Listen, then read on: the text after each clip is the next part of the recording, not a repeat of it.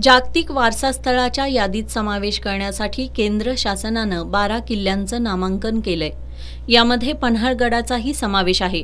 त्यामुळे पन्हाळगडाचा इतिहास, अस्तित्वात असलेल्या ऐतिहासिक इमारती, दळणवळण या ठिकाणची भौगोलिक स्थिती पाहण्यासाठी युनेस्कोचे सल्लागार पथक उद्या शनिवारी 5 ऑक्टोबरला पन्हाळगडाला भेट देणार आहे। जिल्हाधिकाऱ्यांच्या सूचनेनुसार आतापर्यंत गडावर अनेक कामं झाली आहेत।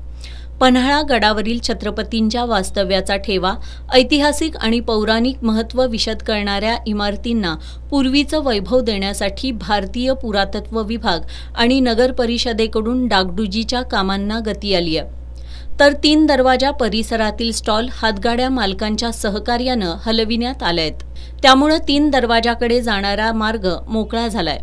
4 दरवाजा तटबंदीवर 50 वर्षांपूर्वी बांधलेली प्रवासी आणि जकात नका इमारत नगर परिषदेनं जमीनदोस्त केली आहे।